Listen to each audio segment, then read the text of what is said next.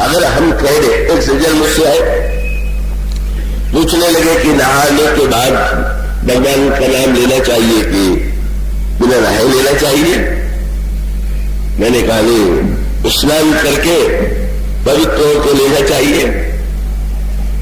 मेरे किसी शिष्य ने मुझसे पूछ दिया, आप हम लोगों से तो ऐसा नहीं कहती, ऐसा कैसे कह दिए? कहा मैंने कहा तुम्हें देखा नहीं, जब वो आए थे तो कितना जल छिड़क करके आसन ढूंढ रहे थे कि कहां बैठे, तो मैं समझ गया कि उनकी पवित्रता का संस्कार अगर स्नान से इतना जुड़ा हुआ है, और मैं कह दूं कि बिना स्नान के करिए तो बेचारे को तो लगेगा, वो नाम भी लेगा तो बार बार याद आएगा, अभी तो नहाए हुए नहीं है, अभी तो गंदे, तो भगवान की जितनी याद नहीं आवेगी उतने शरीर और गंदगी की याद आवेगी।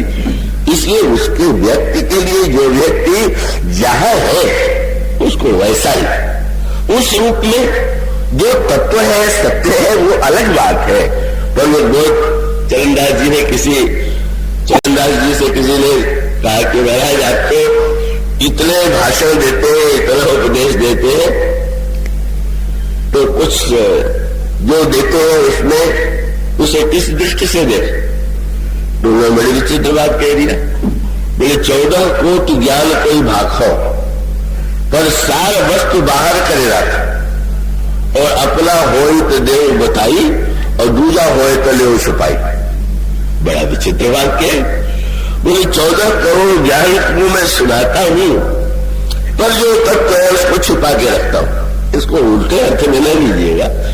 इसका अर्थ है कि जब मैं अधिकारी देख लेता हूं तब उसको इस सत्य का उपदेश देता हूं। अब वो जब तक अधिकारी नहीं है, हम क्यों उसको अनावश्यक रूप से ये कह दें कि यह वस्तु सर्वश्रेष्ठ है? इसलिए वो आप पढ़ते ही है ना, कितने साल की भाषा। भगवती पार्वती का नियम था कि विश्व सहस्त्र नाम का पाठ करने के बाद भोजन करती थी।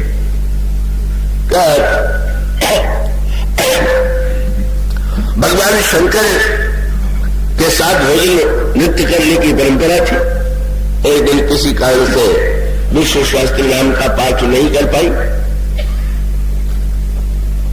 उस समय नहीं कर पाई तो भगवान शंकर ने कहा पार्वती विश्व सहस्त्र नाम का पाठ करने की आवश्यकता नहीं है, बस राम नाम ले लो, सहस्त्र नाम तक तुल्यम राम नाम बना लो, बस एक 2 अक्षर का राम नाम जो है वो सहस्त्र नाम के बराबर। अब कोई गणितज्ञ मान लेगा क्या कि 2 अक्षर और कई हजार नाम बराबर हो जाएंगे? तो शंकर जी ने पार्वती जी को कह दिया और उसके बाद पार्वती जी ने सहस्र नाम सब सुनी शिव बानी जप जेई ये संग भगवान। पार्वती जी ने राम नाम लिया, शंकर जी के साथ बैठ करके भजन किया। भगवान शंकर प्रसन्न हो गए, बोले आज से हम और तुम अलग अलग नहीं रह गए, अर्धनारीश्वर बन गए। सहस्र नाम सब सुनी शिव बानी जप जेई पिय संग भगवानी, हर से हेतु हेरी हर ही को किया भूषण ती को। तो ये बात तो पूछी जा सकती है कि इतने वर्षों बाद, हजारों वर्ष बीत गए शस्त्र नाम का पाठ करते हुए, पहले दिन ही शंकर जी कह देते जिस दिन विवाह होके आया था कि राम नाम ही बस केवल वही है। 1000 नाम का रोज जप करने दिया, वही वो त्रिभुवन गुरु है, और वो जानते हैं कि अगर मैं अभी ये बात कह दूंगा तो उनको लगेगा, और कहना भी नहीं चाहिए। अब मान लीजिए किसी महापुरुष ने कह दिया कि मन संज्ञा तो कठौती में गंगा, तो सत्य भी है, पर आयुषियों के लिए महामंत्र भी। जब न नहाना हो तो आप 5 डोरा दीजिए, मन संज्ञा तो कठौती में गंगा। तो शास्त्र आलसी और निगमों के आलस्य का समर्थन करने के लिए थोड़ी। अब बात को पकड़ करके आप चाहे जब इसका उपयोग करने लगे तो 1000 नाम बराबर, 2 नाम बराबर क्या है? शंकर जी आनंद ले रहे, वो आनंद लेते हैं। सहस्त्र नाम का पाठ करती है तो भगवान शंकर भी आनंद से इसको सुनते। पर अब लगा कि अब पार्वती और पास आ गई, और पास आ गई। अब दूरी तो इतनी थी कि पूरा एक जन्म ही दूरी में बीत गया। पार्वती जी सती के रूप में जीवन भर बेचारी दूर पास रह करके भी दूर ही पड़ी, और विवाह होने के बाद भी भगवान शंकर ने सोचा कि थोड़ा थोड़ा और जब वो पूरी तरह से श्रद्धा में हो गए, जब भगवान शिव की वाणी पर उनको विश्वास हो गया, तब आज शंकर जी ने कहा सहस्त्र नाम राम रामेति रामेति रमे रामे मनोरमे सहस्त्र नाम तत्तुल्यम राम नाम बराबर। और बस यही सोच कि राम नाम की महिमा तो बहुत है और अभी सुनाने के लिए कह दिया गया, सुन लीजिए। जब विश्वास का अवसर आवे, सुनने का एक लाभ तो है ही कि आप इस महिमा को सुन ले, और उस महिमा को सुन करके जब विश्वास हो जाएगा, विश्वास नहीं होगा तो ही लाभ तो होगा ही। कह लीजिए कि भोजन अगर आपके सामने परोसा जाए और आपका मन कहीं दूसरे स्थान पर और आपका ध्यान न हो और आप भोजन पूरा खा जाए, तो वह भोजन पेट में गया है तो शरीर में रक्त बनेगा ही, शरीर को शक्ति देगा। पर अंतर एक, आप मन लगा करके उसको स्वाद से लेंगे तो आपको खाते समय भी आनंद आएगा और बाद में भी स्वास्थ्य ठीक होगा।